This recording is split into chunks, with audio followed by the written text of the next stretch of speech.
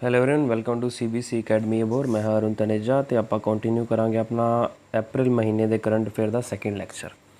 ਤੇ ਜਿਨ੍ਹਾਂ ਨੇ ਚੈਨਲ ਨੂੰ ਸਬਸਕ੍ਰਾਈਬ ਨਹੀਂ ਕੀਤਾ ਹੈ ਤੁਸੀਂ ਚੈਨਲ ਨੂੰ ਸਬਸਕ੍ਰਾਈਬ ਕਰੋ। ਤੇ ਜਿਹੜੇ ਵੀ ਸਾਡੇ ਨਵੇਂ ਲੈਕਚਰਸ ਆ ਰਹੇ ਹੈ, ਭਾਵੇਂ ਕੋਈ ਟੈਸਟ ਆ ਰਿਹਾ ਹੈ, ਤੁਸੀਂ ਉਹਨਾਂ ਨੂੰ ਐਜ਼ ਸੂਨ ਐਜ਼ ਪੋਸੀਬਲ ਤੁਸੀਂ ਆਪਣੀ ਨੋਟੀਫਿਕੇਸ਼ਨ ਪਾ ਸਕਦੇ ਹੋ, ਠੀਕ ਹੈ ਜੀ। ਤੇ ਜਿਵੇਂ ਅਸੀਂ ਅਪਲੋਡ ਕਰਾਂਗੇ ਤੁਹਾਨੂੰ ਨੋਟੀਫਿਕੇਸ਼ਨ ਆ ਜਾਇਆ ਕਰੂਗੀ ਤੇ ਤੁਸੀਂ ਉਹਦਾ ਜ਼ਿਆਦਾ ਤੋਂ ਜ਼ਿਆਦਾ ਫਾਇਦਾ ਉਠਾ ਸਕਦੇ ਹੋ। ਜਿੰਨੇ ਵੀ ਆਪਾਂ ਲੈਕਚਰ ਕੰਡਕਟ ਕਰਵਾ ਰਹੇ ਹਾਂ, ਚਾਹੇ ਉਹ ਬੈਂਕਿੰਗ ਦੇ ਰਿਲੇਟਡ ਹੈਗੇ ਆ, ਪੰਜਾਬ ਕੋਆਪਰੇਟਿਵ ਬੈਂਕ ਦਾ ਐਗਜ਼ਾਮ ਹੈਗਾ, ਚਾਹੇ ਆਪਣੇ ਪੰਜਾਬ ਜੀਕੇ ਦੇ ਹੈਗੇ ਆ ਲੈਕਚਰ, ਜਾਂ ਕਿਸੇ ਤਰ੍ਹਾਂ ਦਾ ਹੋਰ ਵੀ ਲੈਕਚਰ ਹੈ, ਸਾਰੇ ਤੁਹਾਡੇ ਐਗਜ਼ਾਮਸ ਦੇ ਲਈ ਬੈਨੀਫੀਸ਼ੀਅਲ ਹੈਗੇ ਆ। ਸੋ ਇਹ ਰਿਵੀਜ਼ਨ ਟਾਈਮ ਹੈਗਾ, ਤਾਂ ਕਰਕੇ ਆਪਾਂ ਟੈਸਟ ਓਰੀਐਂਟਿਡ ਲੈਕਚਰਸ ਕੰਡਕਟ ਕਰਵਾ ਰਹੇ ਹਾਂ। ਸੋ ਹੁਣ ਕਰੰਟ ਅਫੇਅਰ ਕਰਨ ਦਾ ਟਾਈਮ ਹੈਗਾ, ਸੋ ਹੁਣ ਆਪਾਂ ਕਰੰਟ ਅਫੇਅਰ ਕਰਵਾ ਰਹੇ ਹਾਂ।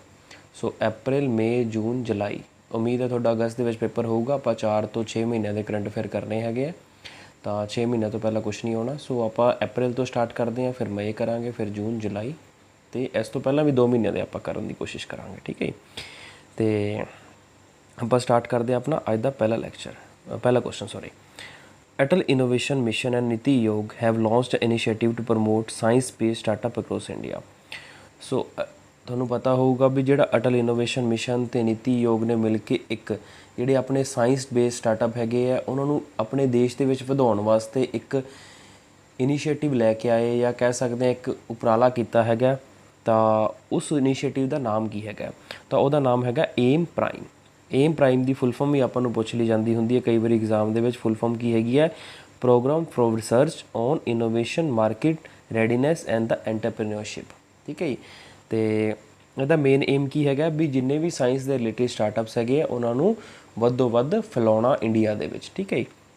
ਕਿਉਂਕਿ ਤੁਹਾਨੂੰ ਪਤਾ ਹੈ ਵੀ ਜਿਹੜੀ BJP ਗੌਰਮੈਂਟ ਹੈਗੀ ਹੈ ਮੇਕ ਇਨ ਇੰਡੀਆ ਨੂੰ ਪ੍ਰਮੋਟ ਕਰ ਰਹੀ ਹੈ। ਮੇਕ ਇਨ ਇੰਡੀਆ ਕਿੱਦਾਂ ਪ੍ਰਮੋਟ ਹੋਊਗਾ? ਮੈਕਸਿਮਮ ਸਟਾਰਟਅਪਸ ਜਦੋਂ ਇੰਡੀਆ ਦੇ ਵਿੱਚ ਲਾਂਚ ਹੋਣਗੇ, ਠੀਕ ਹੈ ਜੀ। ਅਤੇ ਇੱਕ ਤੁਹਾਨੂੰ ਹੋਰ ਛੋਟੀ ਜਿਹੀ ਗੱਲ ਦੱਸਣੀ ਸੀ ਵੀ ਜਿਹੜਾ ਅਟਲ ਇਨੋਵੇਸ਼ਨ ਮਿਸ਼ਨ ਹੈਗਾ ਉਹ ਵੀ ਨੀਤੀ ਆਯੋਗ ਦੇ ਅੰਡਰ ਹੀ ਹੈਗਾ। ਕਈ ਵਾਰੀ ਆਪਾਂ ਨੂੰ ਪੁੱਛ ਲਿਆ ਜਾਂਦਾ ਹੁੰਦਾ, ਜਿਵੇਂ ਕਿ ਆਪਣੇ ਹੁਣ ਐਕਸਾਈਜ਼ ਦਾ ਐਗਜ਼ਾਮ ਆਉਣ ਵਾਲਾ, ਤਾਂ ਉਹਦੇ ਵਿੱਚ ਆਪਾਂ ਨੂੰ ਪੁੱਛਿਆ ਜਾ ਸਕਦਾ ਵੀ ਜਿਹੜਾ ਅਟਲ ਇਨੋਵੇਸ਼ਨ ਮਿਸ਼ਨ ਹੈਗਾ ਉਹ ਕਿਹੜੀ ਮਤਲਬ ਔਰਗਨਾਈਜੇਸ਼ਨ ਦੇ ਅੰਡਰ ਆਉਂਦਾ। ਤਾਂ ਆਪਣਾ ਆਨਸਰ ਆ ਜਾਊਗਾ ਨੀਤੀ ਆਯੋਗ ਦੇ ਅੰਡਰ ਅਟਲ ਇਨੋਵੇਸ਼ਨ ਮਿਸ਼ਨ ਆਉਂਦਾ ਹੈ। ਜੋ ਮੈਂ ਤੁਹਾਨੂੰ ਐਕਸਟਰਾ ਚੀਜ਼ਾਂ ਦੱਸਦਾ ਤੁਸੀਂ ਪੈਨ ਡਾਊਨ ਕਰਦੇ ਜਾਣਾ ਹੈ, ਠੀਕ ਹੈ। ਸੋ ਨੀਤੀ ਆਯੋਗ ਦੀ ਤੁਹਾਨੂੰ ਸਾਰਿਆਂ ਨੂੰ ਫੁੱਲ ਫॉर्म ਵੀ ਪਤਾ ਹੋਊਗੀ। ਜੇ ਨਹੀਂ ਪਤਾ ਤਾਂ ਤੁਸੀਂ ਮੈਨੂੰ ਕਮੈਂਟ ਸੈਕਸ਼ਨ 'ਚ ਦੱਸ ਸਕਦੇ ਹੋ। ਤਾਂ ਜਿਹੜੇ ਬੱਚੇ ਹੈਗੇ ਜਿਨ੍ਹਾਂ ਨੂੰ ਨਹੀਂ ਪਤਾ ਉਹ ਉੱਥੋਂ ਕਾਪੀ ਕਰ ਸਕਣ ਜਾਂ ਉੱਥੋਂ ਸਿੱਖ ਸਕਣ, ਠੀਕ ਹੈ। ਅਤੇ ਹੁਣ ਆਪਣਾ ਨੈਕਸਟ ਕੁਐਸਚਨ ਹੈਗਾ world largest animal vaccine against the COVID-19 has been registered in which country. So ਜਿਹੜੀ ਵਰਲਡ ਦੀ ਫਸਟ ਕੋਵਿਡ ਵੈਕਸੀਨ ਹੈਗੀ ਹੈ ਐਨੀਮਲ ਦੇ ਅਗੇਂਸਟ, ਸੋ ਕਿਹੜੀ ਕੰਟਰੀ ਨੇ ਲਾਂਚ ਕੀਤੀ ਹੈ? ਤਾਂ ਆਪਣਾ ਆਨਸਰ ਆ ਜਾਊਗਾ ਰਸ਼ੀਆ ਨੇ। ਰਸ਼ੀਆ ਦੀ ਵੈਸੇ ਇਨਸਾਨਾਂ ਵਿੱਚ ਕੋਵਿਡ ਫੈਲਦਾ ਉਹਦੇ ਲਈ ਕਿਹੜੀ ਵੈਕਸੀਨ ਲੈ ਕੇ ਆਇਆ ਰਸ਼ੀਆ? ਤਾਂ ਆਪਣਾ ਆਨਸਰ ਆ ਜਾਊਗਾ ਸਪੁਟਨਿਕ 5। ਸੋ ਇਹ ਜਿਹੜੀਆਂ ਅੱਡ ਕੰਟਰੀਜ਼ ਨੇ ਵੈਕਸੀਨ ਲਾਂਚ ਕੀਤੀਆਂ ਤੁਹਾਨੂੰ ਪਤਾ ਹੋਣਾ ਚਾਹੀਦਾ। ਜਿਵੇਂ ਕਿ ਹੁਣ USA ਦੇ ਵਿੱਚ ਫਾਈਜ਼ਰ ਚੱਲ ਰਹੀ ਹੈ, ਇੰਡੀਆ ਦੇ ਵਿੱਚ ਕੋਵਿਸ਼ੀਲਡ ਅਤੇ ਕੋਵਾਵੈਕਸੀਨ ਚੱਲ ਰਹੀਆਂ, ਉਵੇਂ ਰਸ਼ੀਆ ਦੇ ਵਿੱਚ ਸਪੁਟਨਿਕ 5 ਚੱਲ ਰਹੀ ਹੈ। ਸੋ ਥੋੜ੍ਹਾ ਬਹੁਤ ਤੁਹਾਨੂੰ ਜਿਹੜਾ ਹੁਣ ਜਿਵੇਂ ਕਿ COVID-19 ਦਾ ਦੌਰ ਚੱਲ ਰਿਹਾ, ਤੁਹਾਨੂੰ ਸਾਰੀਆਂ ਜਿਹੜੀਆਂ ਵੀ COVID-19 ਦੇ ਰਿਲੇਟਿਡ ਗੱਲਾਂ ਹੈਗੀਆਂ ਤੁਹਾਨੂੰ ਲਗਭਗ ਪਤਾ ਹੋਣੀਆਂ ਚਾਹੀਦੀਆਂ। ਸੋ ਜਿਹੜਾ ਅਟਲ ਇਨੋਵੇਸ਼ਨ ਮਿਸ਼ਨ ਹੈਗਾ ਉਹ ਨੀਤੀ ਆਯੋਗ ਦੇ ਅੰਡਰ ਕੰਮ ਕਰਦਾ। ਸੋ ਇਹ ਵੀ ਤੁਹਾਨੂੰ ਇੰਪੋਰਟੈਂਟ ਗੱਲ ਪਤਾ ਹੋਣੀ ਚਾਹੀਦੀ ਆ। ਸੋ ਨੀਤੀ ਆਯੋਗ ਦਾ ਚੇਅਰਮੈਨ ਕੌਣ ਹੁੰਦਾ ਹੈ? ਆਪਣਾ ਪ੍ਰਾਈਮ ਮਿਨਿਸਟਰ ਹੁੰਦਾ ਹੈ, ਠੀਕ ਹੈ। ਇਹ ਵੀ ਗੱਲ ਤੁਹਾਨੂੰ ਪਤਾ ਹੋਣੀ ਚਾਹੀਦੀ ਹੈ ਜਿਹੜੀ ਉਹਦੀ ਫੰਕਸ਼ਨਸ ਕਿਵੇਂ ਕਰਦੀ ਹੁੰਦੀ ਹੈ ਨੀਤੀ ਆਯੋਗ। ਸੋ ਆਪਣਾ ਨੈਕਸਟ ਕੁਐਸਚਨ ਹੈਗਾ which IIT institution has developed touch sensitive watch for visually challenged people. So ਜਿਹੜੇ ਆਪਣੇ ਵਿਜ਼ੂਅਲੀ ਚੈਲੰਜ ਪੀਪਲ ਹੁੰਦੇ ਆ ਉਹਦੇ ਲਈ ਟੱਚ ਸੈਂਸਿਟਿਵ ਵਾਚ ਡਿਵੈਲਪ ਕੀਤੀ ਹੈਗੀ ਹੈ। ਕਿਹੜੀ IIT ਨੇ ਡਿਵੈਲਪ ਕੀਤੀ ਹੈਗੀ ਹੈ? ਤਾਂ ਆਪਣਾ ਆਨਸਰ ਆ ਜਾਊਗਾ IIT ਕਾਨਪੁਰ ਨੇ। ਸੋ ਆਪਾਂ ਨੂੰ ਇਹ ਜਿਹੇ ਕੁਐਸਚਨ ਕਈ ਵਾਰੀ ਪੁੱਛ ਲਏ ਜਾਂਦੇ ਹੁੰਦੇ ਆ, ਤੁਸੀਂ ਇਹਨਾਂ ਦਾ ਬਹੁਤ ਹੀ ਜ਼ਿਆਦਾ ਬਰੀਕੀ ਦੇ ਨਾਲ ਧਿਆਨ ਵਿੱਚ ਰੱਖਣਾ ਵੀ ਕੀ ਤੁਹਾਨੂੰ ਪੁੱਛ ਰਹੇ ਹੈਗੇ ਆ। ਅਤੇ ਜੋ ਆਪਾਂ ਹੁਣ ਇੱਥੇ ਕੁਐਸਚਨ ਕਰ ਰਹੇ ਹੈਗੇ ਆ ਉਹ ਸਾਰੇ ਹੀ ਰੈਲੇਵੈਂਟ ਹੋਣਗੇ ਐਗਜ਼ਾਮ ਪੁਆਇੰਟ ਆਫ ਵਿਊ ਤੋਂ, ਠੀਕ ਹੈ। ਅਤੇ ਮਤਲਬ ਤੁਸੀਂ ਇਹਨਾਂ ਨੂੰ ਪ੍ਰੀਸਾਈਜ਼ਲੀ ਯਾਦ ਕਰਨ ਦੀ ਕੋਸ਼ਿਸ਼ ਕਰਿਓ, ਠੀਕ ਹੈ। ਸੋ ਆਪਾਂ ਅਪ੍ਰੈਲ ਦੇ ਕਰੰਟ ਅਫੇਅਰ ਲਗਭਗ 7 ਤੋਂ 8 ਪਾਰਟਸ ਦੇ ਵਿੱਚ ਕਰਾਂਗੇ, ਜੋ ਕਿ ਜਿਹੜਾ ਆਪਣਾ ਇੱਕ ਲੈਕਚਰ ਹੋਊਗਾ 25 ਤੋਂ ਲੈ ਕੇ 30 ਮਿੰਟ ਦੇ ਵਿਚਕਾਰ ਹੋਊਗਾ, ਠੀਕ ਹੈ। ਅਤੇ 7 ਤੋਂ 8 ਪਾਰਟ ਹੋਣਗੇ। ਉਮੀਦ ਕਰਦੇ ਆ ਜਿੰਨੇ ਵੀ ਤੁਹਾਡੇ ਅਪ੍ਰੈਲ ਦੇ ਕਰੰਟ ਅਫੇਅਰ ਹੋਣਗੇ, ਚਾਹੇ ਉਹ ਡੇਟਸ ਹੈਗੀਆਂ, ਚਾਹੇ ਉਹ ਆਪਣੇ ਕੋਈ ਬੁੱਕ ਹੈਗੀ ਹੈ, ਜਾਂ ਕੋਈ ਕਿਸੇ ਚੀਜ਼ ਦੇ ਹੈੱਡਕੁਆਟਰਸ ਹੈਗੇ ਆ, ਤੁਹਾਨੂੰ ਸਾਰਾ ਕਵਰ ਇੱਥੋਂ ਹੀ ਮਿਲੂਗਾ, ਠੀਕ ਹੈ। ਕਿਤੇ ਵੀ ਹੋਰ ਚੈਨਲ 'ਤੇ ਜਾਂ ਕਿਤੋਂ ਵੀ ਹੋਰ ਸੋਰਸ ਕਰਨ ਦੀ ਤੁਹਾਨੂੰ ਜ਼ਰੂਰਤ ਨਹੀਂ ਪੈਣੀ। ਕੋਸ਼ਿਸ਼ ਕਰਾਂਗੇ ਤੁਹਾਡੇ ਐਬਸੋਲੂਟ ਵੇ ਦੇ ਨਾਲ ਕਰੰਟ ਅਫੇਅਰ ਕਵਰ ਕਰਵਾਏ ਜਾਣ, ਠੀਕ ਹੈ। So which ministry has launch integrated health information platform. So ਕਿਹੜੀ ਮਿਨਿਸਟਰੀ ਨੇ integrated health information platform launch ਕੀਤਾ ਹੈ? ਤਾਂ ਆਪਣਾ ਆਂਸਰ ਆ ਜਾਊਗਾ ਯੂਨੀਅਨ ਹੈਲਥ ਮਿਨਿਸਟਰੀ ਨੇ ਇਹ ਆਪਣਾ ਪਲੇਟਫਾਰਮ ਲਾਂਚ ਕੀਤਾ। ਸੋ ਇਹਦੇ ਵਿੱਚ ਜਿਹੜੀਆਂ ਆਪਣੀਆਂ 28 ਤੋਂ ਲੈ ਕੇ 29 ਬਿਮਾਰੀਆਂ ਹੈਗੀਆਂ ਉਹਦੇ ਬਾਰੇ ਸਾਰੀਆਂ ਇਨਫੋਰਮੇਸ਼ਨ ਪ੍ਰੋਵਾਈਡ ਕੀਤੀ ਜਾਊਗੀ ਵੀ ਇਹਦੇ ਹੌਸਪੀਟਲ ਕਿੱਥੇ ਹੈਗੇ ਆ, ਡਾਕਟਰ ਕੌਣ ਹੈ, ਜਾਂ ਇਹਦੇ ਵਿੱਚ ਕਿਸ ਢੰਗ ਦੇ ਨਾਲ ਅੱਗੇ ਪ੍ਰੋਸਪੈਕਟ ਕੀ ਹੋ ਸਕਦਾ ਹੈ, ਬਿਮਾਰੀ ਨੂੰ ਕਿਵੇਂ ਸਹੀ ਕੀਤਾ ਜਾ ਸਕਦਾ ਹੈ, ਜਾਂ ਬਿਮਾਰੀ ਦੇ ਵਿੱਚ ਮਤਲਬ ਤੁਹਾਡਾ ਟੈਸਟ ਕਿਹੜਾ ਕਰਵਾਉਣਾ ਪਊਗਾ, ਸਾਰਾ ਇਹਦੇ ਵਿੱਚ ਦੱਸਿਆ ਜਾਊਗਾ ਕਿ ਇਹਦੇ ਵਿੱਚ ਇੰਟੀਗ੍ਰੇਟਿਡ ਹੈਲਥ ਇਨਫੋਰਮੇਸ਼ਨ ਪਲੇਟਫਾਰਮ ਦੇ ਵਿੱਚ, ਜਿਹੜਾ ਕਿ ਯੂਨੀਅਨ ਹੈਲਥ ਮਿਨਿਸਟਰੀ ਦੁਆਰਾ ਲਾਂਚ ਕੀਤਾ ਗਿਆ। ਯੂਨੀਅਨ ਹੈਲਥ ਮਿਨਿਸਟਰ ਕੌਣ ਹੈਗੇ? ਡਾਕਟਰ ਹਰਸ਼ਵਰਧਨ। ਸੋ ਇਹ ਸਾਰਿਆਂ ਨੂੰ ਪਤਾ ਹੀ ਹੋਊਗਾ, ਠੀਕ ਹੈ ਜੀ। ਸੋ ਆਪਾਂ ਨੈਕਸਟ ਕੁਐਸਚਨ 'ਤੇ ਮੂਵ ਕਰਦੇ ਹਾਂ, ਫਿਰ ਰਿਵਾਈਜ਼ ਕਰ ਲੈਂਦੇ ਹਾਂ ਆਪਾਂ ਜਿਹੜੇ ਨੀਤੀ ਆਯੋਗ ਨੇ ਅਟਲ ਇਨੋਵੇਸ਼ਨ ਮਿਸ਼ਨ ਤੇ ਨੀਤੀ ਆਯੋਗ ਨੇ ਮਿਲ ਕੇ ਇੱਕ ਇਨੀਸ਼ੀਏਟਿਵ ਚਲਾਇਆ ਆਪਣੇ ਸਾਇੰਸ ਬੇਸਡ ਸਟਾਰਟਅਪ ਨੂੰ ਵਧਾਉਣ ਵਾਸਤੇ ਇੰਡੀਆ ਦੇ ਵਿੱਚ। ਤਾਂ ਉਸ ਮਿਸ਼ਨ ਦਾ ਨਾਮ ਕੀ ਹੈਗਾ? ਏਮ ਪ੍ਰਾਈਮ, ਠੀਕ ਹੈ ਜੀ। ਸੋ ਇਹ ਵਾਰੀ ਤੁਸੀਂ ਰਿਪੀਟ ਕਰੀ ਜਾਓਗੇ ਤਾਂ ਹੀ ਕਰੰਟ ਅਫੇਅਰ ਤੁਹਾਡੇ ਅੰਦਰ ਅਬਜ਼ਰਵ ਹੋਣਗੇ, ਠੀਕ ਹੈ ਜੀ। ਤਾਂ ਵਾਰੀ ਰਿਪੀਟ ਕਰੀ ਜਾਓ ਤਾਂ ਹੀ ਤੁਹਾਨੂੰ ਯਾਦ ਰਹਿਣਗੀਆਂ ਚੀਜ਼ਾਂ। ਸੋ ਆਪਾਂ ਨੈਕਸਟ ਕੁਐਸਚਨ 'ਤੇ ਮੂਵ ਕਰਦੇ ਹਾਂ ਜੋ ਆਪਣੇ ਲਈ ਰੈਲੇਵੈਂਟ ਹੋਊਗਾ। ਹਾਂਜੀ, ਆਪਣਾ ਨੈਕਸਟ ਕੁਐਸਚਨ ਹੈਗਾ which state cabinet has approved the establishment of enforcement directorate to check illegal mining in the state. So ਆਪਣੀ ਇਲੀਗਲ ਮਾਈਨਿੰਗ ਨੂੰ ਪੰਜਾਬ ਦੇ ਵਿੱਚ ਕਰਬ ਕਰਨ ਵਾਸਤੇ ਇੱਕ ਇਨਫੋਰਸਮੈਂਟ ਡਾਇਰੈਕਟੋਰੇਟ ਬਿਠਾਇਆ ਗਿਆ। ਸੋ ਆਪਾਂ ਨੂੰ ਪੁੱਛਿਆ ਗਿਆ ਸੀ ਵੀ ਕਿਹੜੀ ਸਟੇਟ ਦੇ ਵਿੱਚ ਇਲੀਗਲ ਮਾਈਨਿੰਗ ਨੂੰ ਕਰਬ ਕਰਨ ਵਾਸਤੇ ਇਨਫੋਰਸਮੈਂਟ ਡਾਇਰੈਕਟੋਰੇਟ ਬਿਠਾਇਆ ਗਿਆ? ਤਾਂ ਆਪਣਾ ਆਨਸਰ ਆ ਜਾਣਾ ਸੀ ਪੰਜਾਬ।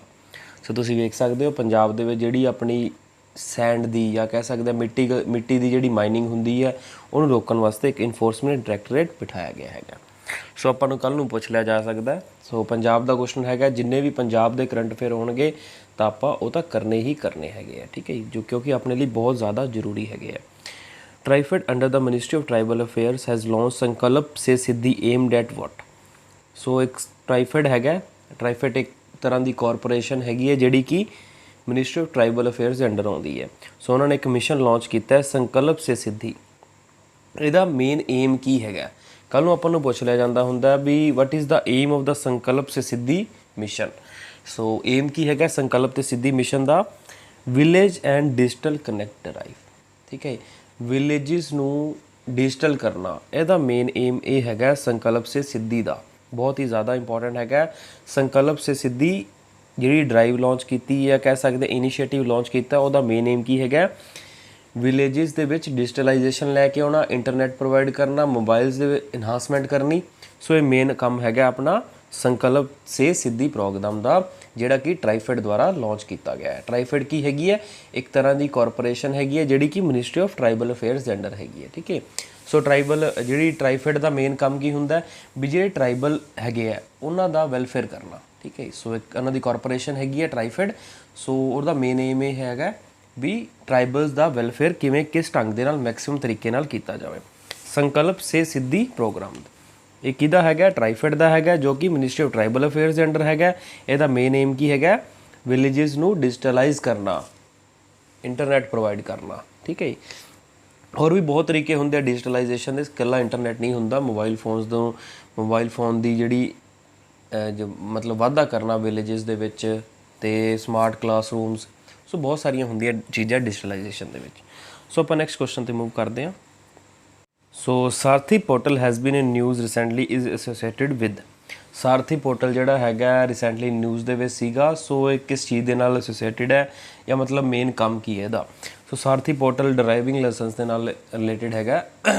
ਤੁਸੀਂ ਆਪਦੇ ਡਰਾਈਵਿੰਗ ਲਾਇਸੈਂਸ ਦਾ ਸਟੇਟਸ ਚੈੱਕ ਕਰ ਸਕਦੇ ਹੋ ਵੀ ਤੁਹਾਡਾ ਡਰਾਈਵਿੰਗ ਲਾਇਸੈਂਸ ਪਾਸ ਹੋਇਆ ਨਹੀਂ ਹੋਇਆ, ਜਾਂ ਤੁਸੀਂ ਅਪਲਾਈ ਕਰਨਾ ਚਾਹੁੰਦੇ ਹੋ। ਸੋ ਇਹ ਸਾਰੀਆਂ ਚੀਜ਼ਾਂ ਸਾਰਥੀ ਪੋਰਟਲ 'ਤੇ ਹੋ ਜਾਂਦੀਆਂ, ਠੀਕ ਹੈ। ਸੋ ਆਪਣਾ ਨੈਕਸਟ ਕੁਐਸਚਨ ਹੈਗਾ ਵਿਚ ਕੰਟਰੀ ਹੋਸਟਿਡ 17th ਬਿਮਸਟਿਕ ਮਿਨਿਸਟਰਲ ਮੀਟਿੰਗ। ਸੋ 17th ਬਿਮਸਟਿਕ ਮੀਟਿੰਗ ਕਿਹੜੀ ਕੰਟਰੀ ਨੇ ਹੋਸਟ ਕੀਤੀ ਹੈ? ਤਾਂ ਆਪਣਾ ਆਨਸਰ ਆ ਜਾਊਗਾ ਸ਼੍ਰੀਲੰਕਾ ਨੇ 17th ਬਿਮਸਟਿਕ ਮੀਟਿੰਗ ਹੋਲਡ ਕੀਤੀ ਹੈ, ਜਾਂ ਕਹਿ ਸਕਦੇ ਹਾਂ ਹੋਸਟ ਕੀਤੀ ਹੈ। ਸੋ ਹੁਣ ਜਿਹੜੀਆਂ ਕੁਝ ਗੱਲਾਂ ਹੈਗੀਆਂ ਬਿਮਸਟਿਕ ਬਾਰੇ ਆਪਾਂ ਪੜ੍ਹਦੇ ਹਾਂ। ਸੋ ਪਹਿਲੀ ਗੱਲ ਇਹ ਆ ਜਾਂਦੀ ਬਿਮਸਟਿਕ ਦੇ ਵਿੱਚ ਕਿਹੜੀ ਕੰਟਰੀਜ਼ ਆ ਜਾਂਦੀਆਂ, ਠੀਕ ਹੈ। ਬਿਮਸਟਿਕ ਇੱਕ ਆਰਗੇਨਾਈਜੇਸ਼ਨ ਹੈਗੀ ਹੈ, ਇਕੋਨਮਿਕ ਆਰਗੇਨਾਈਜੇਸ਼ਨ ਹੈਗੀ ਹੈ। ਸੋ ਜਿਹੜਾ ਆਪਣਾ ਵਪਾਰ ਹੁੰਦਾ ਉਹਦੇ ਨਾਲ ਰਿਲੇਟਿਡ ਆਰਗੇਨਾਈਜੇਸ਼ਨ ਹੈਗੀ ਹੈ। ਸੋ ਪਹਿਲੀ ਸਭ ਤੋਂ ਇੰਪੋਰਟੈਂਟ ਗੱਲ ਆ ਜਾਂਦੀ ਹੈ ਵੀ ਇਹਦੇ ਵਿੱਚ ਕਿਹੜੀਆਂ ਕੰਟਰੀਜ਼ ਹੈਗੀਆਂ ਬਿਮਸਟਿਕ ਦੇ ਵਿੱਚ। ਸੋ ਪਹਿਲੀ ਕੰਟਰੀ ਹੈਗੀ ਹੈ ਬੰਗਲਾਦੇਸ਼, ਫਿਰ ਇੰਡੀਆ, ਫਿਰ ਮਿਆਂਮਾਰ, ਫਿਰ ਸ਼੍ਰੀਲੰਕਾ, ਫਿਰ ਥਾਈਲੈਂਡ, ਠੀਕ ਹੈ ਜੀ। ਸੋ ਇਹਦੀ ਫੁੱਲ ਫਾਰਮ ਕੀ ਬਣਦੀ ਹੈ? Bangladesh, India, Myanmar, Sri Lanka and Thailand economic corporation. So ਇਹ ਬਿਮਸਟਿਕ ਦੀ ਫੁੱਲ ਫਾਰਮ ਹੈਗੀ ਹੈ, ਠੀਕ ਹੈ। ਸੋ ਇਹ ਵੀ ਤੁਸੀਂ ਯਾਦ ਰੱਖਣਾ ਵੀ ਜਿਹੜਾ ਬਿਮਸਟਿਕ ਦਾ 17th ਐਡੀਸ਼ਨ ਹੈਗਾ ਸੀਗਾ, ਠੀਕ ਹੈ। ਸੋ 1997 ਦੇ ਵਿੱਚ ਬਿਮਸਟਿਕ ਫਾਰਮਡ ਹੋਈ ਸੀਗੀ, ਤੇ ਹੁਣ ਜਿਹੜਾ ਲੇਟੈਸਟ ਐਡੀਸ਼ਨ ਹੋਇਆ ਇਹਦਾ ਮਤਲਬ ਜਾਂ ਕਹਿ ਸਕਦੇ ਲੇਟੈਸਟ ਸਬਮਿਟ ਹੋਇਆ ਉਹ ਸ਼੍ਰੀਲੰਕਾ ਨੇ ਹੋਸਟ ਕੀਤਾ ਹੈ, ਠੀਕ ਹੈ। ਸੋ 1997 ਦੇ ਵਿੱਚ ਇਹ ਫਾਰਮਡ ਹੋਈ ਸੀਗੀ। Bangladesh, India, Myanmar, Sri Lanka and Thailand economic corporation ਇਹਦੀ ਫੁੱਲ ਫਾਰਮ ਹੈਗੀ ਹੈ। ਕੱਲ੍ਹ ਨੂੰ ਆਪਾਂ ਨੂੰ ਫੁੱਲ ਫਾਰਮ ਵੀ ਪੁੱਛੀ ਜਾ ਸਕਦੀ ਹੈ। ਸੋ ਨੈਕਸਟ ਇੰਪੋਰਟੈਂਟ ਕੁਐਸਚਨ ਬਣਦਾ ਵੀ ਬਿਮਸਟਿਕ ਦੇ ਹੈੱਡਕੁਆਟਰ ਕਿੱਥੇ ਹੈ? ਤੁਹਾਨੂੰ ਪਤਾ ਹੋਊਗਾ ਵੀ ਏਸ਼ੀਅਨ ਦੇ ਹੈੱਡਕੁਆਟਰ ਪੁੱਛ ਲਏ ਜਾਂਦੇ, ਆਪਾਂ ਨੂੰ ਐਨਡੀਬੀ ਬੈਂਕ ਦੇ ਪੁੱਛ ਲਏ ਜਾਂਦੇ ਹੁੰਦੇ, ਸ਼ੰਘਾਈ ਕਾਰਪੋਰੇਸ਼ਨ ਦੇ ਪੁੱਛ ਲਏ ਜਾਂਦੇ ਹੁੰਦੇ ਆ। ਸੋ ਇਸੇ ਤਰ੍ਹਾਂ ਬਿਮਸਟਿਕ ਦੇ ਹੈੱਡਕੁਆਟਰ ਕਿੱਥੇ ਹੈਗੇ ਆ? ਤਾਂ ਬਿਮਸਟਿਕ ਦੇ ਹੈੱਡਕੁਆਟਰ ਹੈਗੇ ਆ ਧਾਕਾ ਦੇ ਵਿੱਚ। ਧਾਕਾ ਕਿੱਥੇ ਹੈ? ਬੰਗਲਾਦੇਸ਼ ਦੀ ਰਾਜਧਾਨੀ ਧਾਕਾ ਹੈਗੀ ਹੈ, ਧਾਕਾ ਦੇ ਵਿੱਚ ਹੀ ਉਹਦੇ ਹੈੱਡਕੁਆਟਰ ਹੈਗੇ ਆ। ਕਿਹਦੇ ਹੈਗੇ? ਬਿਮਸਟਿਕ ਦੇ ਹੈਗੇ ਆ।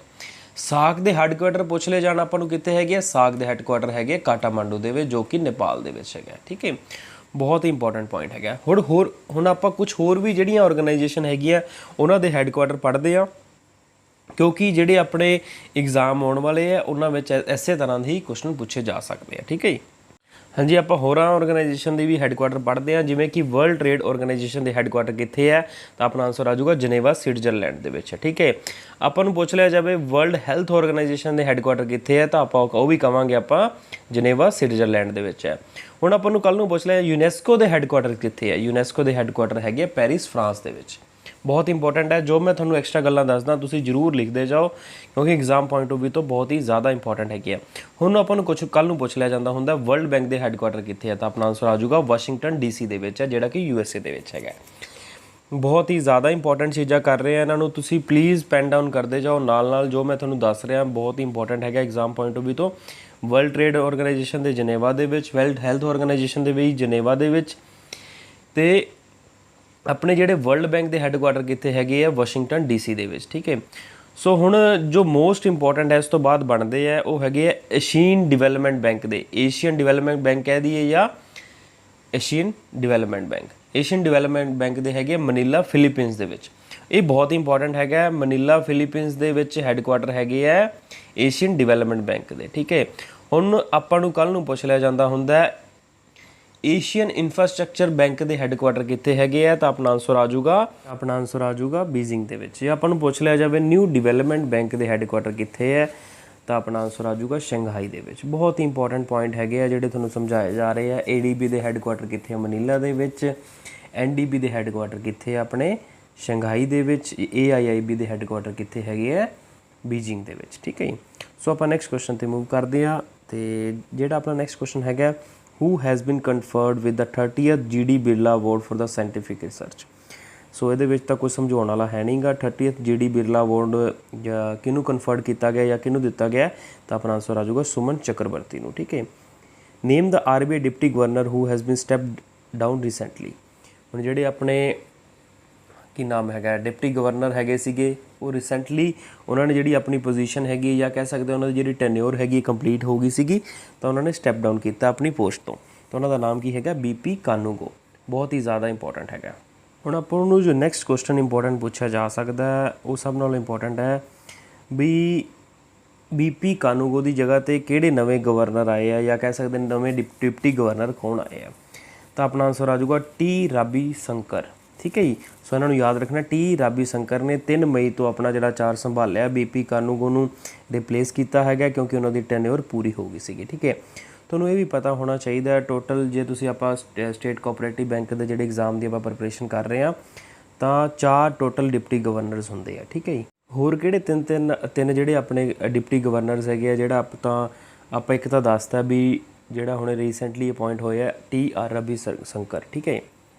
ਜਿਹੜੇ ਬਾਕੀ 3 ਹੈਗੇ ਆ ਡਿਪਟੀ ਗਵਰਨਰਸ ਉਹਨਾਂ ਦਾ ਨਾਮ ਹੈਗਾ Mahesh Kumar Jain, Michael Patra and the ਰਾਜੇਸ਼ਵਰ Rao.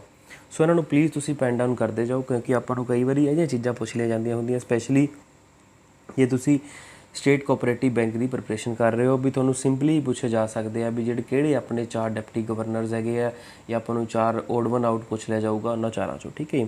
So recently appoint ਹੋਏ ਇਹਨਾਂ ਨੂੰ ਤੁਸੀਂ ਯਾਦ ਕਰਨਾ। ਰੀਸੈਂਟਲੀ ਕਿਹੜੇ ਆਪਣੇ ਡਿਪਟੀ ਗਵਰਨਰ ਅਪਾਇੰਟ ਹੋਏ ਆ? TV ਰਾਬੀ ਸ਼ੰਕਰ। ਇਹਨਾਂ ਨੇ ਕਿਹਨਾਂ ਨੂੰ ਰਿਪਲੇਸ ਕੀਤਾ? BP ਕਾਨੂੰਗੋ ਨੂੰ। ਬਹੁਤ ਹੀ ਜ਼ਿਆਦਾ ਇੰਪੋਰਟੈਂਟ ਹੈਗਾ। सो जिन्ना भी लैक्चर होगा सब नालों ज़्यादा क्वेश्चन यही इंपॉर्टेंट है भी लेटेस्ट डिप्टी गवर्नर किहड़े अपॉइंट होए टी रवि शंकर ते किन्हां नूं रिप्लेस किया बीपी कानूगो नूं। ठीक है, सो बहुत इंपॉर्टेंट है। सो आप नैक्सट मूव करते हैं। ਤੁਹਾਨੂੰ ਇਹ ਵੀ ਪਤਾ ਹੋਣਾ ਚਾਹੀਦਾ ਵੀ ਕਿੰਨੇ ਡਿਪਟੀ ਗਵਰਨਰਸ ਹੁੰਦੇ ਆ। ਇੱਕ ਗਵਰਨਰ ਇੱਕ ਹੁੰਦਾ, ਡਿਪਟੀ ਗਵਰਨਰ ਟੋਟਲ 4 ਹੁੰਦੇ ਆ। ਠੀਕ ਹੈ, ਸੋ ਬਹੁਤ ਇੰਪੋਰਟੈਂਟ ਹੈਗਾ। Who has been appointed as the new revenue secretary. So ਨਵੇਂ ਰਿਵੈਨਿਊ ਸੈਕਟਰੀ ਅਪੋਇੰਟ ਹੋਏ ਆ ਤਰੁਣ ਬਜਾਜ। ਠੀਕ ਹੈ, ਸੋ ਇਹ ਸਾਰੀਆਂ ਗੱਲਾਂ ਜਿਹੜੀਆਂ ਵੀ ਨਵੀਆਂ ਅਪੋਇੰਟਮੈਂਟਸ ਹੋਣਗੀਆਂ ਤੁਹਾਨੂੰ ਮੈਂ ਅੱਡ ਪੇਜ 'ਤੇ ਵੀ ਕਰਾ ਦੂੰਗਾ, ਇੱਕ ਅੱਡ ਲੈਕਚਰ ਵੀ ਲੈ ਲਾਂਗੇ ਅਪੋਇੰਟਮੈਂਟਸ 'ਤੇ ਆਪਾਂ।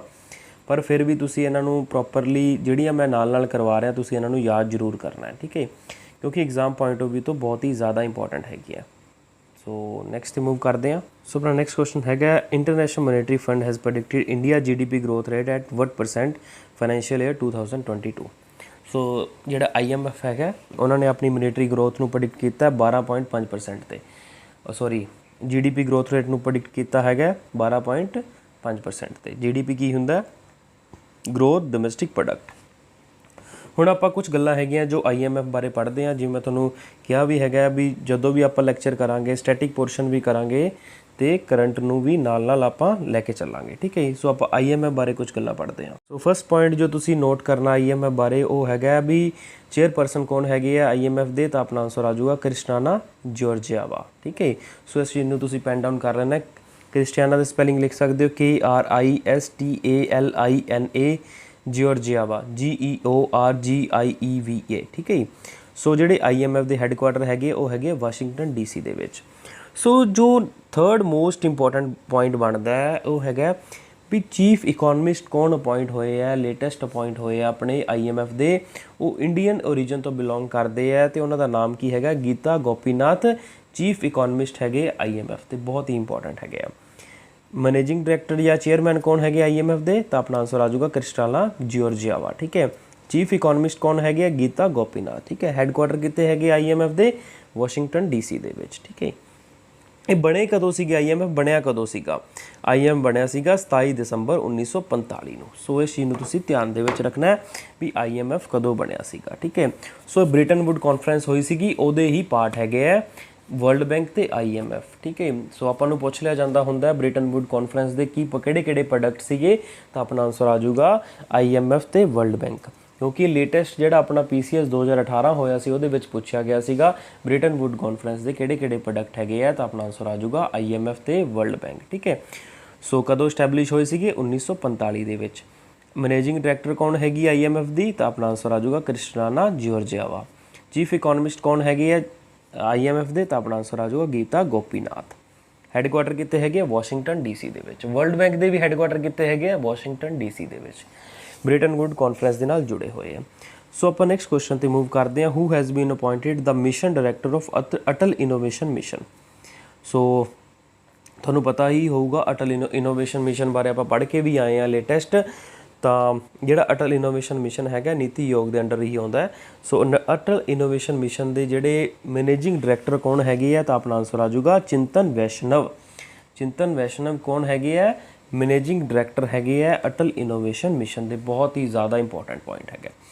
ਸੋ ਅਟਲ ਇਨੋਵੇਸ਼ਨ ਦਾ ਮੇਨ ਕੰਮ ਕੀ ਹੈਗਾ ਵੀ ਸਾਇੰਟੀਫਿਕ ਟੈਂਪਰ ਨੂੰ ਐਨਹਾਂਸ ਕਰਨਾ ਆਪਣੀ ਸੁਸਾਇਟੀ ਦੇ ਵਿੱਚ। ਇਹ ਮੇਨ ਕੰਮ ਹੈਗਾ ਕਿਹਦਾ ਹੈਗਾ अपना अटल इनोवेशन मिशन का। अपने जिहड़े स्कूल्स हैगे आ उहदे विच एनहांस करना, साइंटिफिक टैंपर नूं बच्चों दे विच वधाउणा, साइंटिफिक चीज़ां वधाउण लैके आउणियां, ये मेन काम हैगा अपना अटल इनोवेशन मिशन का। ठीक है, सो इहदे मैनेजिंग डायरैक्टर कौन हैगे चिंतन वैष्णव। बहुत ही इंपॉर्टेंट पॉइंट हैगा। अटल इनोवेशन मिशन दे मैनेजिंग डायरैक्टर कौन हैगे आ, तो अपना आंसर आ जाऊगा चिंतन वैष्णव। बहुत इंपॉर्टेंट हैगा। सो ਆਪਾਂ ਨੂੰ ਤੁਹਾਨੂੰ ਆਲਰੇਡੀ ਵੀ ਦੱਸ ਚੁੱਕਿਆ ਵੀ ਜਿਹੜਾ ਅਟਲ ਇਨੋਵੇਸ਼ਨ ਮਿਸ਼ਨ ਹੈਗਾ ਨੀਤੀ ਆਯੋਗ ਦੇ ਅੰਡਰ ਆਉਂਦਾ ਹੈ। ਠੀਕ ਹੈ, ਨੈਕਸਟ ਹੈਗਾ tribal health collaborative initiative is known as. ਇੱਕ tribal health collaborative initiative launch ਕੀਤਾ ਗਿਆ ਜਿਹੜਾ ਉਹਦਾ ਨਾਮ ਕੀ ਹੈਗਾ, ਉਹਦਾ ਨਾਮ ਹੈਗਾ ਅਨਮਾਇਆ। ਬਹੁਤ ਹੀ ਜ਼ਿਆਦਾ ਇੰਪੋਰਟੈਂਟ ਹੈਗਾ। ਟਰਾਈਬਲ ਹੈਲਥ ਕੋਲੈਬੋਰੇਟਿਵ ਇਨੀਸ਼ੀਏਟਿਵ ਦਾ ਨਾਮ ਕੀ ਹੈਗਾ ਅਨਮਾਇਆ। ਬਹੁਤ ਹੀ ਜ਼ਿਆਦਾ ਇੰਪੋਰਟੈਂਟ ਹੈਗਾ। ठीक है, ਇਹਦੇ ਵਿੱਚ ਕੀ ਮੇਨ ਕੰਮ ਕੀ ਹੋਊਗਾ ਵੀ ਜਿਹੜੀ ਟਰਾਈਬਲ ਦੀ ਜਿਹੜੀ ਹੈਲਥ ਹੈਗੀ ਹੈ ਉਹਨੂੰ ਪ੍ਰਾਇਓਰਟਾਈਜ਼ ਕੀਤਾ ਜਾਊਗਾ, ਉਹਨੂੰ ਕਿਵੇਂ ਫਰਦਰ ਇੰਪਰੂਵ ਕੀਤਾ ਜਾ ਸਕਦਾ ਹੈ, ਕਿਉਂਕਿ ਤੁਹਾਨੂੰ ਪਤਾ ਹੈ ਕਾਫੀ ਸਾਰੇ ਟਰਾਈਬਲ ਏਰੀਆਜ਼ ਹੈਗੇ ਆ ਜਿੱਥੇ ਜਿਹੜੀ ਆਪਣੇ ਮਾਲ ਨਿਊਟ੍ਰੀਸ਼ਨ ਦੀ ਬਹੁਤ ਜ਼ਿਆਦਾ ਰਿਪੋਰਟਸ ਮਿਲਦੀਆਂ ਹੈਗੀਆਂ। ਸੋ ਇਸ ਚੀਜ਼ ਨੂੰ ਕਿਵੇਂ ਕਵਰ ਕੀਤਾ ਜਾ ਸਕਦਾ, ਕਿਵੇਂ ਵਧਾਇਆ ਜਾ ਮਤਲਬ ਸਹੀ ਕੀਤਾ ਜਾ ਸਕਦਾ, ਠੀਕ ਹੈ। ਉਸ ਲਈ ਮਿਸ਼ਨ ਲਾਂਚ ਕੀਤਾ ਗਿਆ ਅਨਮਾਇਆ, ਠੀਕ ਹੈ। ਸੋ ਨੈਕਸਟ ਕੁਐਸਚਨ ਹੈਗਾ ਵਿਚ financial inclusion index published by which organization? So financial inclusion index RBI ਦੁਆਰਾ ਲਾਂਚ ਕੀਤਾ ਜਾਂਦਾ ਹੈ ਜਾਂ ਕਹਿ ਸਕਦੇ ਪਬਲਿਸ਼ ਕੀਤਾ ਜਾਂਦਾ ਹੈ। ਇਹਦਾ ਮੇਨ ਏਮ ਕੀ ਹੁੰਦਾ ਵੀ ਆਪਣੇ ਜਿਹੜੇ ਸਟੇਟਸ ਹੈਗੀਆਂ ਉਹਦੇ ਵਿੱਚ ਫਾਈਨੈਂਸ਼ੀਅਲ ਇਨਕਲੂਜਨ ਕਿੰਨੀ ਕੁ ਹੈਗੀ ਆ। ਫਾਈਨੈਂਸ਼ੀਅਲ ਇਨਕਲੂਜਨ ਤੋਂ ਭਾਵ ਹੁੰਦਾ, ਕਿਉਂਕਿ ਇਕੋਨਮੀ ਦੇ ਵਿੱਚ ਇਹ ਕਨਸੈਪਟ ਬਹੁਤ ਹੀ ਜ਼ਿਆਦਾ ਇੰਪੋਰਟੈਂਟ ਹੈਗਾ, ਫਾਈਨੈਂਸ਼ੀਅਲ ਇਨਕਲੂਜਨ ਕੀ ਹੁੰਦਾ ਹੈ। ਤੁਸੀਂ ਆਪਾਂ ਨੂੰ ਸਿੰਪਲੀ ਕੁਐਸਚਨ ਵੀ ਪੁੱਛਿਆ ਜਾ ਸਕਦਾ, ਅਗਰ ਨਾਇਬ ਤਹਿਸੀਲਦਾਰ ਦਾ ਐਗਜ਼ਾਮ ਆਉਂਦਾ ਹੈ ਤਾਂ ਉਹਦੇ ਵਿੱਚ ਆਪਾਂ ਨੂੰ ਸਿੰਪਲੀ ਵੀ ਪੁੱਛਿਆ ਜਾ ਸਕਦਾ ਵੀ ਫਾਈਨੈਂਸ਼ੀਅਲ ਇਨਕਲੂਜਨ ਦੀ ਫੁੱਲ ਫਾਰਮ ਕੀ ਹੈਗੀ ਹੈ ਜਾਂ ਉਹਦੇ ਮੀਨਿੰਗ ਕੀ ਹੈਗੇ ਆ। ਫਾਈਨੈਂਸ਼ੀਅਲ ਇਨਕਲੂਜਨ ਇਹ ਹੁੰਦਾ ਵੀ ਜਿਹੜੀਆਂ ਬੈਂਕਿੰਗ ਸਰਵਿਸਿਜ਼ ਹੈਗੀਆਂ ਉਹ ਮੈਕਸਿਮਮ ਲੋਕਾਂ ਤੱਕ ਕਿੰਨੀਆਂ ਲੋਕਾਂ ਤੱਕ ਪਹੁੰਚੀਆਂ ਹੋਈਆਂ, ਜਿਵੇਂ ਲੋਨ ਲੈਣ ਦੀ ਫੈਸਿਲਿਟੀ ਹੈਗੀ ਹੈ ਜਾਂ ਆਪਣੇ DBT ਸਿਸਟਮ ਹੈਗਾ, ਉਹ ਕਿੰਨੇ ਲੋਕਾਂ ਤੱਕ ਮੈਕਸਿਮਮ ਪਹੁੰਚਿਆ ਹੋਇਆ ਹੈਗਾ। ਇਹ ਮੇਨ ਏਮ ਹੈਗਾ ਜਾਂ ਕਹਿ ਸਕਦੇ ਹਾਂ ਵੀ ਇਹ ਇਸ ਚੀਜ਼ ਨੂੰ ਆਪਾਂ ਕਹਿ ਸਕਦੇ ਹਾਂ ਵੀ ਫਾਈਨੈਂਸ਼ੀਅਲ ਇਨਕਲੂਜਨ ਕਿੰਨੇ ਲੋਕ ਜਿਹੜਾ ਆਪਣਾ ਫਾਰਮਲ ਫਾਈਨੈਂਸ਼ੀਅਲ ਸਿਸਟਮ ਹੈਗਾ ਉਹਦੇ ਅੰਡਰ ਇਨਕਲੂਡਿਡ ਹੈਗੇ ਆ, ਇਸ ਚੀਜ਼ ਨੂੰ ਕਿਹਾ ਜਾਂਦਾ ਫਾਈਨੈਂਸ਼ੀਅਲ ਇਨਕਲੂਜਨ। ਸੋ ਬਹੁਤ ਸਾਰੀਆਂ ਡੈਫੀਨੇਸ਼ਨ ਹੈਗੀ ਹੈ, ਬਰੋਡ ਡੈਫੀਨੇਸ਼ਨ ਇਹੀ ਹੈਗੀ ਹੈ ਵੀ ਆਪਣੇ ਫਾਰਮਲ ਜਿਹੜਾ ਫਾਈਨੈਂਸ਼ੀਅਲ ਸਿਸਟਮ ਹੈਗਾ ਉਹਦੇ ਅੰਡਰ ਕਿੰਨੇ ਤੋਂ ਕਿੰਨੇ ਮੈਕਸਿਮਮ ਲੋਕ ਜੁੜੇ ਹੋਏ ਹੈਗੇ ਉਹਦੇ ਨਾਲ, ਠੀਕ ਹੈ। ਫਾਰਮਲ ਦਾ ਮਤਲਬ ਕੀ ਹੋ ਗਿਆ, ਬੈਂਕਿੰਗ ਜਿਹੜਾ ਆਪਣਾ ਫਾਰਮਲ ਬੈਂਕਿੰਗ ਸਿਸਟਮ ਹੈਗਾ ਉਹਦੇ ਨਾਲ, ਠੀਕ ਹੈ। ਸੋ ਫਾਈਨੈਂਸ਼ੀਅਲ ਇਨਕਲੂਜਨ ਇੰਡੈਕਸ ਹੈਗਾ ਕਿਹਦੇ ਦੁਆਰਾ ਲਾਂਚ ਕੀਤਾ ਜਾਂਦਾ ਹੁੰਦਾ, RBI ਦੁਆਰਾ ਲਾਂਚ ਕੀਤਾ ਜਾਂਦਾ ਹੁੰਦਾ, ਠੀਕ ਹੈ। ਨੈਕਸਟ ਹੈਗਾ which portal of the national agriculture cooperative marketing federation NAFD launched in new Delhi. So ਨਵਾਂ ਪੋਰਟਲ ਲਾਂਚ ਕੀਤਾ ਗਿਆ ਹੈਗਾ ਕਿ ਕਿਹੜੀ ਆਰਗੇਨਾਈਜੇਸ਼ਨ ਦੁਆਰਾ, NAFED ਦੁਆਰਾ ਜਾਂ ਕਹਿ ਸਕਦੇ national agriculture corporation marketing federation. So ਇਹਦੀ ਤੁਹਾਨੂੰ ਫੁੱਲ ਫਾਰਮ ਵੀ ਕੱਲ ਨੂੰ ਪੁੱਛੀ ਜਾ ਸਕਦੀ ਹੈ। ਸੋ ਕਿਹੜਾ ਪੋਰਟਲ ਲਾਂਚ ਕੀਤਾ ਗਿਆ ਇਹਨਾਂ ਦੁਆਰਾ, ਮਧੂ ਕ੍ਰਾਂਤੀ। ਸੋ ਇਹਦੇ ਵਿੱਚ ਇਸ ਪੋਰਟਲ ਦੇ ਵਿੱਚ ਮੇਨ ਕੰਮ ਕੀ ਹੈਗਾ ਵੀ ਜਿਹੜੀ ਆਪਣੀ ਐਗਰੀਕਲਚਰ ਦੀ ਜਿਹੜੀ ਪ੍ਰੋਡਕਟਿਵਿਟੀ ਹੈਗੀ ਹੈ ਜਾਂ ਕਹਿ ਸਕਦੇ ਐਗਰੀਕਲਚਰ ਦੀ ਜਿਹੜੀ ਸਪਲਾਈ ਚੇਨ ਹੈਗੀ ਉਸ ਨੂੰ ਕਿਵੇਂ ਐਨਹਾਂਸ ਕੀਤਾ ਜਾਵੇ, ਉਸ ਨੂੰ ਕਿਵੇਂ ਵਧਾਇਆ ਜਾਵੇ, ਇਹੀ ਮੇਨ ਕੰਮ ਹੈਗਾ ਇਸ ਪੋਰਟਲ ਦਾ। ਮਧੂ ਕ੍ਰਾਂਤੀ ਪੋਰਟਲ ਲਾਂਚ ਕੀਤਾ ਗਿਆ, ਕਿਹਦੇ ਦੁਆਰਾ ਲਾਂਚ ਕੀਤਾ ਗਿਆ, NAFED ਦੁਆਰਾ, ਠੀਕ ਹੈ। ਸੋ ਇਹ ਬੇਸਿਕਲੀ ਆਉਂਦੀ ਕਿਹਦੇ ਅੰਡਰ ਹੈਗੀ ਹੈ, ਐਗਰੀਕਲਚਰ ਮਿਨਿਸਟਰੀ ਦੇ ਅੰਡਰ ਆਉਂਦੀ ਹੈ। ਸੋ ਇਸ ਚੀਜ਼ ਨੂੰ ਤੁਸੀਂ ਧਿਆਨ ਦੇ ਵਿੱਚ ਰੱਖਣਾ ਹੈ। ਸੋ ਆਪਾਂ ਨੈਕਸਟ ਕੁਐਸਚਨ ਤੇ ਮੂਵ ਕਰਦੇ ਹਾਂ ਜੋ ਆਪਣੇ ਲਈ ਬਹੁਤ ਹੀ ਜ਼ਿਆਦਾ ਇੰਪੋਰਟੈਂਟ ਹੈਗਾ। ਸੋ ਆਪਣਾ ਨੈਕਸਟ ਕੁਐਸਚਨ ਹੈਗਾ who has bean appointed as the new MD of small industries and the development bank of India. ਤਾਂ ਆਪਣਾ ਆਨਸਰ ਆ ਜਾਊਗਾ S ਰਮਾਨ। ਸੋ ਮੈਂ ਤੁਹਾਨੂੰ ਦੱਸਣਾ ਚਾਹੁੰਦਾ ਸੀਗਾ ਵੀ ਜਿਹੜੀਆਂ ਆਪਣੀਆਂ ਅਪਾਇੰਟਮੈਂਟਸ ਹੁੰਦੀਆਂ ਲਗਭਗ ਆਲਮੋਸਟ ਆਪਣੇ ਈਅਰ ਦੇ ਵਿੱਚ 50 ਤੋਂ 60 ਅਪਾਇੰਟਮੈਂਟਸ ਹੁੰਦੀਆਂ ਤਾਂ ਆਪਾਂ ਨੂੰ ਇੱਕ ਕੁਐਸਚਨ ਬਣ ਜਾਊਗਾ, ਉਹਦੇ 'ਚ 1 ਤੋਂ 2 ਕੁਐਸਚਨ ਬਣ ਜਾਣਗੇ। ਅਗਰ 100 ਨੰਬਰ ਦਾ ਪੇਪਰ ਹੈਗਾ ਤਾਂ ਆਪਾਂ ਨੂੰ 2% ਉਹਦੇ ਵਿੱਚੋਂ ਸਿਰਫ ਅਪਾਇੰਟਮੈਂਟਸ ਪੜ੍ਹ ਕੇ ਆ ਜਾਣਗੇ, ਠੀਕ ਹੈ।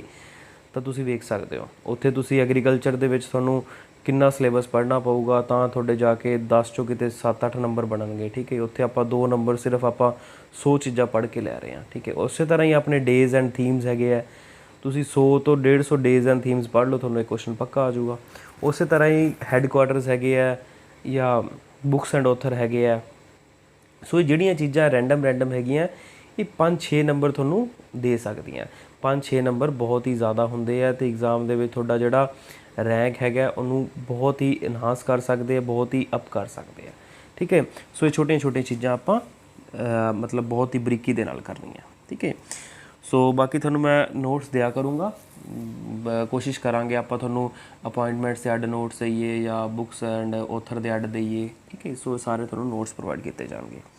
Education minister has launch which initiative to help in the implementation national education policy in the country. ਤੁਹਾਨੂੰ ਪਤਾ ਹੈ ਵੀ ਜਿਹੜੀ ਨਵੀਂ ਐਜੂਕੇਸ਼ਨ ਪੋਲਿਸੀ 2020 ਲਾਂਚ ਕੀਤੀ ਗਈ ਇੰਡੀਆ ਦੇ ਵਿੱਚ, ਤਾਂ ਉਹਨੂੰ ਇੰਪਲੀਮੈਂਟ ਕਰਨ ਵਾਸਤੇ ਕਿਹੜਾ ਇਨੀਸ਼ੀਏਟਿਵ ਲਾਂਚ ਕੀਤਾ ਗਿਆ, ਤਾਂ ਆਪਣਾ ਆਨਸਰ ਆ ਜਾਊਗਾ ਸਾਰਥਕ ਇਨੀਸ਼ੀਏਟਿਵ ਇੰਡੀਆ ਦੇ ਵਿੱਚ ਲਾਂਚ ਕੀਤਾ ਗਿਆ। ਤੁਹਾਨੂੰ ਪਤਾ ਹੀ ਹੋਊਗਾ ਵੀ ਜਿਹੜੀ ਆਪਣੀ ਨਿਊ ਐਜੂਕੇਸ਼ਨ ਪੋਲਿਸੀ ਹੈਗੀ ਹੈ ਕਿਹਦੀ ਰეკਮੈਂਡੇਸ਼ਨ 'ਤੇ ਫਰੇਮ ਕੀਤੀ ਗਈ ਹੈ, ਤਾਂ ਆਪਣਾ ਆਨਸਰ ਆ ਜਾਊਗਾ ਕਸਤੂਰੀ ਰੰਜਨ ਕਮੇਟੀ ਦੀ ਰეკਮੈਂਡੇਸ਼ਨ 'ਤੇ ਨਿਊ ਐਜੂਕੇਸ਼ਨ ਪੋਲਿਸੀ ਫਰੇਮ ਕੀਤੀ ਗਈ ਹੈ। ਜਿਹੜੀ ਆਪਣੀ 6% GDP ਹੈਗੀ ਹੈ ਐਲੋਕੇਟ ਕਰਨੀ ਚਾਹੀਦੀ ਹੈ ਆਪਣੀ ਐਜੂਕੇਸ਼ਨ, ਇਹ ਮੇਜਰ ਪ੍ਰੋਵੀਜ਼ਨ ਹੈਗਾ ਨਿਊ ਐਜੂਕੇਸ਼ਨ ਪੋਲਿਸੀ ਦੇ ਵਿੱਚ। ਹੋਰ ਵੀ ਬਹੁਤ ਸਾਰੀਆਂ ਹੈਗੀਆਂ ਜਿਵੇਂ ਕਿ higher education commission of India ਬਣਾਉਣਾ ਚਾਹੀਦਾ ਹੈ ਜਾਂ ਹੋਰ ਵੀ ਮਤਲਬ ਬਹੁਤ ਸਾਰੀਆਂ ਚੀਜ਼ਾਂ ਹੈਗੀਆਂ ਜੋ ਤੁਸੀਂ ਪ੍ਰੀਵੀਅਸ ਈਅਰ ਪੜ੍ਹੀਆਂ ਹੋਣਗੀਆਂ ਜੋ ਆਪਣੇ ਲਈ ਹੁਣ ਜ਼ਿਆਦਾ ਰੈਲੇਵੈਂਟ ਨਹੀਂ ਹੈਗੀ, ਉਹਨਾਂ ਦੀ ਰੈਲੇਵੈਂਸ ਨਹੀਂ ਹੈਗੀ। ਜੋ ਚੀਜ਼ਾਂ ਰੈਲੇਵੈਂਸ ਹੈ ਸੀਗੀ ਜਿਵੇਂ ਕਸਤੂਰੀ ਰੰਜਨ ਕਮੇਟੀ ਬਾਰੇ ਤੁਹਾਨੂੰ ਮੈਂ ਦੱਸਣਾ ਸੀਗਾ ਉਹ ਮੈਂ ਦੱਸ ਚੁੱਕਿਆ ਆਲਰੇਡੀ। ਸੋ ਆਪਾਂ ਨੈਕਸਟ ਕੁਐਸਚਨ ਤੇ ਮੂਵ ਕਰਦੇ ਹਾਂ। ਕਿਹੜਾ ਇਨੀਸ਼ੀਏਟਿਵ ਲਾਂਚ ਕੀਤਾ ਹੈਗਾ, ਤਾਂ ਆਪਣਾ ਆਨਸਰ ਆ ਜਾਊਗਾ ਸਾਰਥਕ ਇਨੀਸ਼ੀਏਟਿਵ ਲਾਂਚ ਕੀਤਾ ਐਜੂਕੇਸ਼ਨ ਮਿਨਿਸਟਰੀ ਨੇ ਨੈਸ਼ਨਲ ਐਜੂਕੇਸ਼ਨ ਪਾਲਿਸੀ ਨੂੰ ਇੰਪਲੀਮੈਂਟ ਕਰਨ ਵਾਸਤੇ, ਬਹੁਤ ਇੰਪੋਰਟੈਂਟ ਹੈਗਾ। ਸੋ ਆਪਾਂ ਨੈਕਸਟ ਕੁਐਸਚਨ ਤੇ ਮੂਵ ਕਰਦੇ ਹਾਂ ਜੋ ਆਪਣੇ ਲਈ ਜ਼ਰੂਰੀ ਹੈਗਾ। ਸੋ ਨੈਕਸਟ ਹੈਗਾ Barakah nuclear energy plan recently news located in which country. So Barakah nuclear energy plant ਹੈਗਾ ਉਹ ਕਿੱਥੇ ਮਤਲਬ ਹੈਗਾ ਸਿਚੁਏਟਡ ਹੈਗਾ, ਕਿਉਂਕਿ ਰੀਸੈਂਟਲੀ ਨਿਊਜ਼ ਦੇ ਵਿੱਚ ਸੀਗਾ, ਤਾਂ UAE ਦੇ ਵਿੱਚ ਹੈਗਾ ਜਾਂ ਕਹਿ ਸਕਦੇ ਹਾਂ ਦੁਬਈ ਦੇ ਵਿੱਚ ਹੈਗਾ। Barakah nuclear energy power plant ਕਿੱਥੇ ਹੈਗਾ, UAE ਦੇ ਵਿੱਚ, ਠੀਕ ਹੈ। ਸੋ ਤੁਸੀਂ ਧਿਆਨ ਦੇ ਵਿੱਚ ਰੱਖਣਾ ਇਹਨੂੰ। ਨੈਕਸਟ ਕੁਐਸਚਨ ਹੈਗਾ Khelo India state centre of excellence for rowing discipline launched in which city. So Khelo India centre for excellence rowing ਹੈਗਾ, ਇਹ ਕਿੱਥੇ ਲਾਂਚ ਕੀਤਾ ਗਿਆ, ਤਾਂ ਆਪਣਾ ਆਨਸਰ ਆ ਜਾਊਗਾ ਸ਼੍ਰੀਨਗਰ ਦੇ ਵਿੱਚ, ਠੀਕ ਹੈ। ਬਹੁਤ ਇੰਪੋਰਟੈਂਟ ਪੁਆਇੰਟ ਹੈਗਾ, ਕਿਉਂਕਿ ਜੋ ਵੀ ਖੇਲੋ ਇੰਡੀਆ ਜਿਹੜਾ ਮਿਸ਼ਨ ਹੈਗਾ ਉਹਦੇ ਨਾਲ ਚੀਜ਼ਾਂ ਜੋ ਵੀ ਜਿੰਨੀਆਂ ਵੀ ਜੁੜੀਆਂ ਹੋਈਆਂ ਤੁਹਾਨੂੰ ਸਾਰੀਆਂ ਪਤਾ ਹੋਣੀਆਂ ਚਾਹੀਦੀਆਂ। ਇਹ ਗੇਮਸ ਕਿੱਥੇ ਹੋ ਰਹੀਆਂ, ਕਿੰਨੇ ਸਾਲਾਂ ਬਾਅਦ ਕੰਡਕਟ ਕਰਵਾਈਆਂ ਜਾ ਰਹੀਆਂ, ਇਹਦਾ ਮੇਨ ਏਮ ਕੀ ਹੈਗਾ, ਤੁਹਾਨੂੰ ਸਾਰਾ ਕੁਝ ਪਤਾ ਹੋਣਾ ਚਾਹੀਦਾ, ਠੀਕ ਹੈ। ਸੋ ਨੈਕਸਟ ਕੁਐਸਚਨ ਹੈਗਾ which payment bank has launched its new saving account rewards 123। So Airtel payment bank ਨੇ ਇੱਕ ਆਪਣਾ ਨਵਾਂ ਸੇਵਿੰਗ ਬੈਂਕ ਅਕਾਊਂਟ ਦੇ ਨਾਮ ਤੋਂ ਕਹਿ ਸਕਦੇ ਇਨੀਸ਼ੀਏਟਿਵ ਲਾਂਚ ਕੀਤਾ, ਤਾਂ ਉਸ ਇਨੀਸ਼ੀਏਟਿਵ ਦਾ ਨਾਮ ਕੀ ਹੈਗਾ, ਤਾਂ ਆਪਣਾ ਆਨਸਰ ਆ ਜਾਊਗਾ ਏਅਰਟੈਲ ਪੇਮੈਂਟ ਬੈਂਕ ਨੇ ਰਿਵਾਰਡਸ 120 ਥਰੂ ਇਨੀਸ਼ੀਏਟਿਵ ਲਾਂਚ ਕੀਤਾ ਹੈ, ਠੀਕ ਹੈ। ਸੋ ਨੈਕਸਟ ਕੁਐਸਚਨ ਹੈਗਾ Indian origin businessman who has bean honoured with the Abu Dhabi top civil 11 award. So Yusuf Ali MA ਨੂੰ ਅਵਾਰਡ ਮਿਲਿਆ ਜਿਹੜਾ ਕਿ ਆਬੂ ਧਾਬੀ ਦਾ ਮੋਸਟ ਪ੍ਰੈਸਟੀਜੀਅਸ ਅਵਾਰਡ ਹੈਗਾ। ਕਿਹਨੂੰ ਮਿਲਿਆ ਹੈਗਾ, ਯੂਸਫ ਅਲੀ MA ਨੂੰ। ਬਹੁਤ ਹੀ ਇੰਪੋਰਟੈਂਟ ਹੈਗਾ, ਕਿਉਂਕਿ ਜਿਹੜੇ ਅਵਾਰਡ ਮਿਲਦੇ ਆ ਇੰਡੀਅਨ ਓਰੀਜਨ ਦੇ ਪਰਸਨਸ ਨੂੰ ਬਹੁਤ ਹੀ ਇੰਪੋਰਟੈਂਟ ਹੁੰਦੇ ਆ ਐਗਜ਼ਾਮ ਪੁਆਇੰਟ ਆਫ ਵਿਊ ਤੋਂ ਵੇਖਿਆ ਜਾਵੇ ਤਾਂ। ਸੋ ਤੁਸੀਂ ਉਹਨਾਂ ਨੂੰ ਪ੍ਰੀਸਾਈਜ਼ਲੀ ਯਾਦ ਕਰਨਾ ਹੈ, ਠੀਕ ਹੈ। ਯੂਸਫ ਅਲੀ MA ਨੂੰ ਅਵਾਰਡ ਮਿਲਿਆ ਆਬੂ ਧਾਬੀ ਦਾ ਟੌਪ ਸਿਵਿਲੀਅਨ ਅਵਾਰਡ, ਠੀਕ ਹੈ। Which payment bank has launched its new saving account rewards 123। ਤਾਂ ਕਿਹਨੇ ਲਾਂਚ ਕੀਤਾ, ਏਅਰਟੈਲ ਪੇਮੈਂਟ ਬੈਂਕ ਨੇ। ਤੁਹਾਨੂੰ ਥੋੜ੍ਹੀਆਂ ਜਿਹੀਆਂ ਗੱਲਾਂ ਪਤਾ ਹੋਣੀ ਚਾਹੀਦੀਆਂ। ਏਅਰਟੈਲ ਪੇਮੈਂਟ ਬੈਂਕ ਜਿੰਨੇ ਵੀ ਹੈਗੇ ਪੇਮੈਂਟ ਬੈਂਕ, ਉਹਦੇ ਵਿੱਚ ਤੁਸੀਂ ਲੱਖ ਤੋਂ ਉੱਤੇ ਡਿਪੋਜ਼ਿਟ ਨਹੀਂ ਕਰ ਸਕਦੇ, ਉਹ ਤੁਹਾਨੂੰ ਕ੍ਰੈਡਿਟ ਨਹੀਂ ਪ੍ਰੋਵਾਈਡ ਕਰ ਸਕਦੇ, ਠੀਕ ਹੈ ਜੀ। ਤਾਂ ਜਿਵੇਂ ਲੋਨ ਨਹੀਂ ਪ੍ਰੋਵਾਈਡ ਕਰ ਸਕਦੇ, ਅਤੇ ਬਾਕੀ ਹੋਰ ਜਿੰਨੀਆਂ ਵੀ ਆਪਣੀ ਜਿਹੜੀਆਂ ਫਾਈਨੈਂਸ਼ੀਅਲ ਟ੍ਰਾਂਜੈਕਸ਼ਨ ਹੈਗੀਆਂ ਉਹਨੂੰ ਸਪੋਰਟ ਕਰਦੇ ਆ, ਠੀਕ ਹੈ। ਸੋ ਇਹ ਥੋੜ੍ਹੀਆਂ ਜਿਹੀਆਂ ਗੱਲਾਂ ਹੈਗੀਆਂ ਜੋ ਤੁਹਾਨੂੰ ਪਤਾ ਹੋਣੀ ਚਾਹੀਦੀ ਪੇਮੈਂਟ ਬੈਂਕ ਬਾਰੇ। ਪੇਮੈਂਟ ਬੈਂਕ ਹੁੰਦੇ ਕੀ ਆ, ਸਮਾਲ ਫਾਈਨੈਂਸ ਬੈਂਕ ਅਤੇ ਪੇਮੈਂਟ ਬੈਂਕ ਦੇ ਵਿੱਚ ਬਹੁਤ ਹੀ ਡਿਫਰੈਂਸ ਹੈਗਾ। ਜਦੋਂ ਆਪਾਂ ਇਕੋਨਮੀ ਦੇ ਲੈਕਚਰਸ ਪੜ੍ਹਾਂਗੇ, ਜਦੋਂ ਤੁਸੀਂ ਸਾਡੇ ਪੇਡ ਕੋਰਸਿਸ ਨੂੰ ਜੁਆਇਨ ਕਰੋਗੇ, ਉੱਥੇ ਆਪਾਂ ਬਹੁਤ ਹੀ ਡਿਟੇਲ ਵੇ ਦੇ ਵਿੱਚ ਦੱਸਿਆ ਹੋਇਆ ਵੀ ਸਮਾਲ ਫਾਈਨੈਂਸ ਬੈਂਕ ਕੀ ਹੁੰਦੇ ਆ ਅਤੇ ਪੇਮੈਂਟ ਬੈਂਕ ਦੇ ਵਿੱਚ ਡਿਫਰੈਂਸ ਕੀ ਹੁੰਦਾ ਹੈ, ਠੀਕ ਹੈ। ਅਤੇ ਅੱਜ ਲਈ ਆਪਾਂ ਇੰਨਾ ਹੀ ਕਰਾਂਗੇ। ਅੱਜ ਮੈਂ ਤੁਹਾਨੂੰ ਐਕਸਟਰਾ ਕੀ ਕਰਵਾਇਆ, ਜਿਹੜੀ ਆਪਣੀ ਹੈੱਡਕੁਆਟਰ ਸੀਗੇ ਉਹ ਤੁਹਾਨੂੰ ਐਕਸਟਰਾ ਕਰਵਾਏ ਆ, ਜਿਹੜੇ ਮੈਂ ਲੈਕਚਰ ਦੇ ਐਂਡ 'ਤੇ ਕਰਵਾਉਣਾ ਹੁੰਦਾ ਅੱਜ ਮੈਂ ਤੁਹਾਨੂੰ ਵਿੱਚੋਂ ਮਤਲਬ ਲੈਕਚਰ ਦੇ ਮਿਡਲ ਦੇ ਵਿੱਚ ਹੀ ਕਰਵਾਤੇ। ਜਿਵੇਂ ਕਿ ਉਸ ਦਿਨ ਮੈਂ ਤੁਹਾਨੂੰ ਬਹੁਤ ਹੀ ਵਧੀਆ ਚੀਜ਼ਾਂ ਕਰਵਾਈਆਂ ਸੀ, ਜਿਵੇਂ ਕਿ ਇੰਡੈਕਸ ਕਰਵਾਏ ਸੀ ਤੁਹਾਨੂੰ ਉਸ ਦਿਨ, ਜਿੰਨੇ ਵੀ ਆਪਣੇ ਜਿਵੇਂ ਕਿ ਐਨਰਜੀ ਟ੍ਰਾਂਜੀਸ਼ਨ ਇੰਡੈਕਸ ਹੈਗਾ ਜਾਂ ਕਹਿ ਸਕਦੇ ਹਾਂ ਇੰਟਰਨੈਟ ਇਨਕਲੂਸਿਵ ਇੰਡੈਕਸ ਹੈਗਾ, ਇਹ ਸਾਰੇ ਮੈਂ ਇੰਡੈਕਸ ਉਸ ਦਿਨ ਤੁਹਾਨੂੰ ਕਵਰ ਕਰਵਾਏ ਸੀ। ਅੱਜ ਮੈਂ ਤੁਹਾਨੂੰ ਹੈੱਡਕੁਆਟਰ ਜੋ ਮੇਜਰ ਹੈੱਡਕੁਆਟਰਸ ਹੈਗੇ ਉਹ ਕਵਰ ਕਰਵਾਏ, ਠੀਕ ਹੈ। ਸੋ ਅੱਜ ਲਈ ਆਪਾਂ ਇੰਨਾ ਹੀ ਕਰਾਂਗੇ। Thank you so much for watching this lecture, ਅਤੇ ਆਪਣੇ ਰਿਵਿਊਜ਼ ਜ਼ਰੂਰ ਦਿੰਦੇ ਰਹੋ ਕਿ ਤੁਹਾਨੂੰ ਲੈਕਚਰਸ ਕਿੱਦਾਂ ਦੇ ਲੱਗ ਰਹੇ। Thank you so much.